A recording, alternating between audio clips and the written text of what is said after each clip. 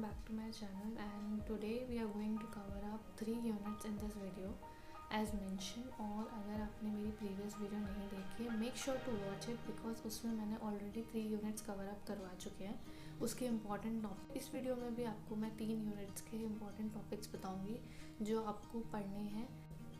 So let's get started। तो ये है आपका रीडिंग कॉम्प्रिहेंशन। रीडिंग कॉम्प्रिहेंशन में आपको एक पैसेज दिया जाएगा जिसको आपको रीड करना है, को आपको समझ के फिर क्वेश्चंस के आंसर्स को मैच करना है कि कौन सा आंसर इसका बेस्ट बैठेगा। आपको 5 क्वेश्चन दिए जाते हैं और इसको आपको करने के लिए कम से कम मैक्सिमम टू मैक्सिमम आपके पास 10 मिनट्स होते हैं, और उससे कम में कर दो तो ज़्यादा बेटर रहेगा। और प्रैक्टिस करनी पड़ेगी आपको रीडिंग कॉम्प्रिहेंशन की। नेक्स्ट यूनिट है आपका ICT, information communication technology. In this unit you are going to study about digital world and the internet specially, क्योंकि बेसिक आपको पता होना चाहिए। तो इसलिए आपका ICT ये टॉपिक आपका इंटरनेट, स्टोरेज, रैम, कम्युनिकेशन। सो एक एक करके मैं आपको इसके बारे में बताऊंगी। चलिए स्टार्ट करते हैं। इंफॉर्मेशन कम्युनिकेशन टेक्नोलॉजी, सबसे पहले आपको आना चाहिए कंप्यूटर के बारे में। कंप्यूटर की बेसिक नॉलेज होनी चाहिए, कब ये इन्वेंट हुआ था, किसने किया था। और इसमें आपको पढ़ना है इनपुट डिवाइसेस के बारे में, और फिर आपको पढ़ना है आउटपुट डिवाइसेस के बारे में कि इनपुट में कौन कौन से डिवाइसेस होते हैं, आउटपुट में कौन कौन से डिवाइसेस होते हैं। फिर आपको पढ़ना है इसमें मेमोरी। मेमोरी कौन कौन सी मेमोरी होती है, फिर प्राइमरी मेमोरी होती है पहली, और दूसरी होती है आपकी सेकेंडरी मेमोरी। प्राइमरी में आपके पास होता है जैसे रैम होता है, रोम होता है, इनके फुल फॉर्म पता होना चाहिए आपको। फिर सेकेंडरी में आपके होता है एच डी डी, और आपका एक और होता है पेन ड्राइव। तो सेकेंडरी मेमोरी क्या होती है, जो बाहर से एक्सटर्नली लगती है। प्राइमरी जो आपकी इंटरनली मेमोरी होती है। फिर आपका पढ़ना है इसमें एप्लीकेशंस। जितने भी एप्लीकेशंस होते हैं कंप्यूटर में उनके बारे में पढ़ना है आपको, जैसे MS वर्ड के बारे में पढ़ना है आपको। फिर आपको पढ़ना है एक्सेल के बारे में। फिर आपको पढ़ना है पावर पॉइंट के बारे में। सारे जितने भी एप्लीकेशन होते हैं उनको आपको पढ़ना है, उनके बारे में आपको पूरी नॉलेज होनी चाहिए। वेब ब्राउज़र के बारे में आपको पढ़ना है। ब्राउज़र में आपको गूगल क्रोम के बारे में पढ़ना है, मोज़िला फायरफॉक्स के बारे में पढ़ना है आपको। उसके बाद आपको सफारी के बारे में नॉलेज होनी चाहिए, ओपेरा के बारे में नॉलेज होनी चाहिए। तो ये सब कुछ वेब ब्राउज़र है, इनकी नॉलेज होनी चाहिए आपको। नेक्स्ट आपको MB, GB, TB, byte, bits, इन सब के बारे में पता होना चाहिए, जैसे मेगाबाइट, गीगाबाइट, टेराबाइट। और आपको पता होना चाहिए 1 KB में कितने बाइट्स होते हैं, ठीक है। या आपको पता होना चाहिए 1 MB में कितने KB होते हैं। तो जैसे एग्ज़ाम में ना आपके आता है जैसे 1 KB is equal to how many MB, ऐसे करके आ जाएगा। तो आपको ऑप्शन दे रखे होंगे, या लार्जेस्ट मेमोरी कौन सी है, मेगाबाइट है, गीगाबाइट है, टेराबाइट है, तो आपको पता होना चाहिए। नेक्स्ट हम देखते हैं इंटरनेट के बारे में। इंटरनेट में आपको क्या क्या पढ़ना है, जैसे WWW के बारे में पूरी नॉलेज होनी चाहिए, वर्ल्ड वाइड वेब कब आया था। फिर HTTP की नॉलेज होनी चाहिए, हाइपर टेक्स्ट ट्रांसफर प्रोटोकॉल के बारे में पता होना चाहिए आपको। वेब ब्राउज़र के बारे में आपको पूरा पता होना चाहिए। सर्च इंजन के बारे में आपको पता होना चाहिए। वेब ब्राउज़र और सर्च इंजन में डिफरेंसेस पता होने चाहिए, किसको वेब ब्राउज़र बोलते हैं, किसको सर्च इंजन बोलते हैं। URL के बारे में पता होना चाहिए, फुल फॉर्म पता होना चाहिए, यूनिवर्सल रिसोर्स लोकेटर। डोमेन के बारे में आपको नॉलेज होनी चाहिए।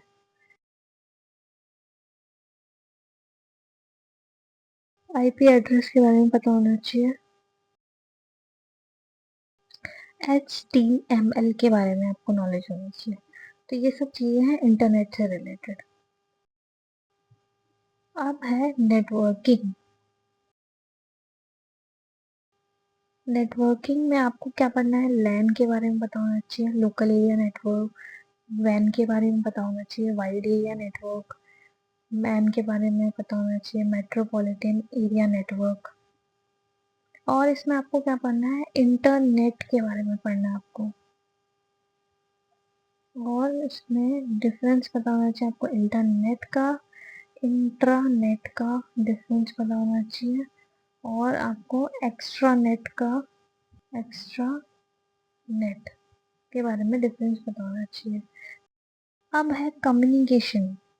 कम्युनिकेशन में आपको क्या पढ़ना है, हमने पहले जो कम्युनिकेशन यूनिट था उसमें भी कवर अप किया था, पर इसमें भी देख लेते हैं। इसमें कम्युनिकेशन में आपको देखो ईमेल के बारे में पढ़ना है, और आपको ईमेल में क्या क्या होता है, जैसे टू जिसको हम सेंड करते हैं, बीसीसी होता है, ब्लाइंड कार्बन कॉपी, सीसी होता है कार्बन कॉपी, तो इनके बारे में भी पढ़ना है आपको।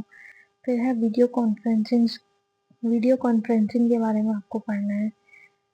उसमें आपका जैसे ऑनलाइन ऑनलाइन होती है ना वीडियो कॉन्फ्रेंसिंग, उसके बारे में पढ़ना है आपको। फिर होता है आपका मीटिंग।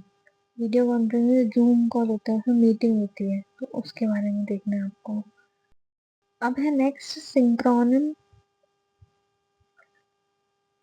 और एसिंक्रोनम।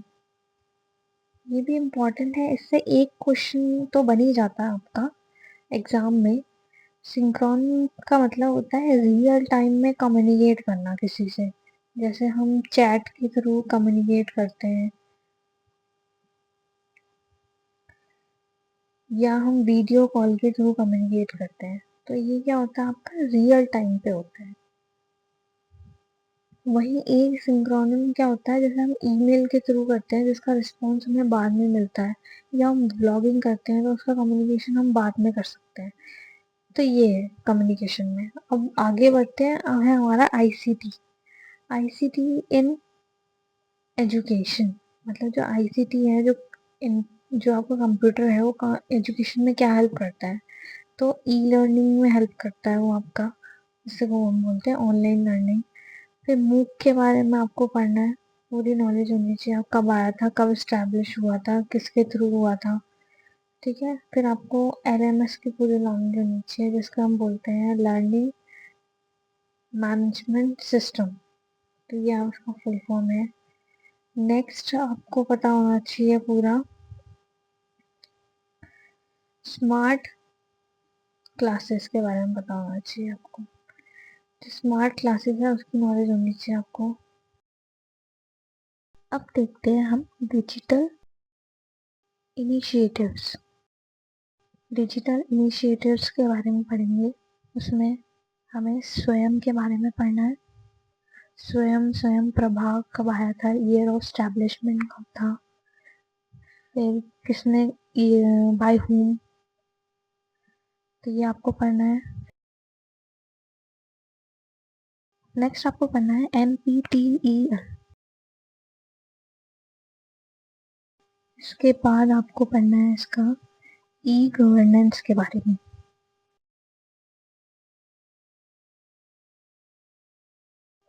फिर इसके बाद आपको पढ़ना है इसमें नेशनल डिजिटल लाइब्रेरी के बारे में। नेशनल डिजिटल लाइब्रेरी के बारे में आपको नॉलेज होनी चाहिए। फिर है cyber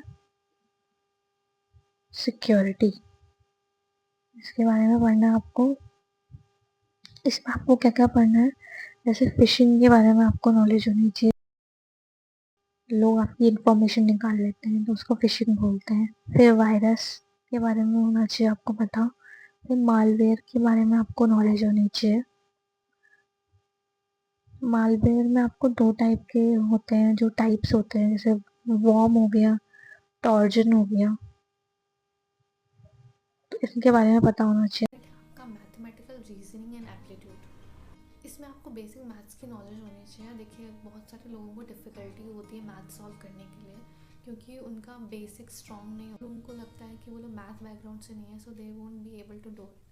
but the thing is to do this, देखिए हार्डली 5 to 6 क्वेश्चन आते हैं मैथ्स के रिलेटेड, तो आप कर लोगे इसको। मैथ बैकग्राउंड से हैं, जिनका बेसिक स्ट्रॉन्ग है, वो लोग इजीली इसको क्रैक कर सकते हैं। So I myself being and non mathematical person, I practice it a lot. मैं बहुत प्रैक्टिस कर।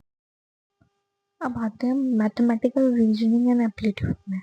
तो इसमें कैसे कैसे क्वेश्चंस आते हैं। पहले तो देखो सीरीज वाले क्वेश्चंस आते हैं इसमें, जो सीरीज वाले क्वेश्चंस होते हैं,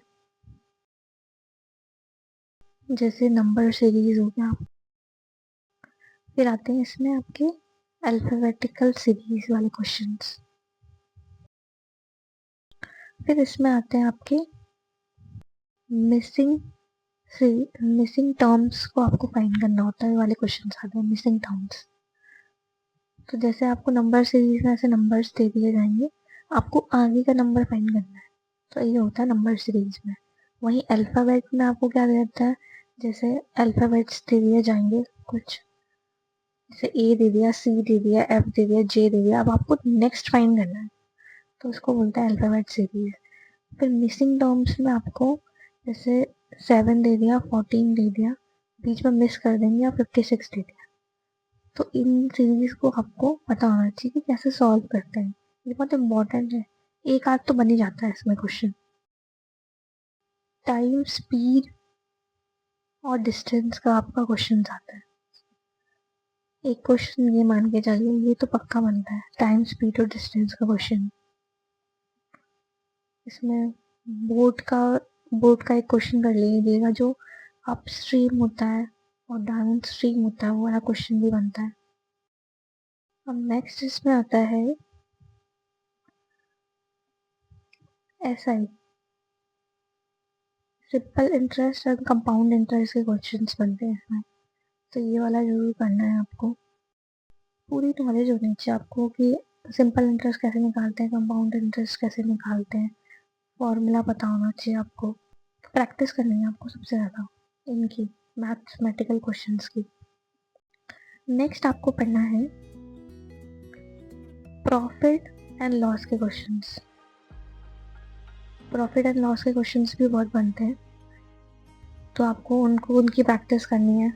नेक्स्ट आपको करनी है प्रैक्टिस ब्लड रिलेशन वाले क्वेश्चंस की, आपको प्रैक्टिस करनी है, ये वाले क्वेश्चंस भी बहुत बनते हैं। और फिर आपको डायरेक्शन वाले क्वेश्चंस की प्रैक्टिस करनी है, जैसे नॉर्थ डायरेक्शन हो गया, साउथ हो गया, वेस्ट, ईस्ट वेस्ट, जो आपके डायरेक्शन होते हैं, तो वो वाले क्वेश्चंस की भी आपको प्रैक्टिस करनी है।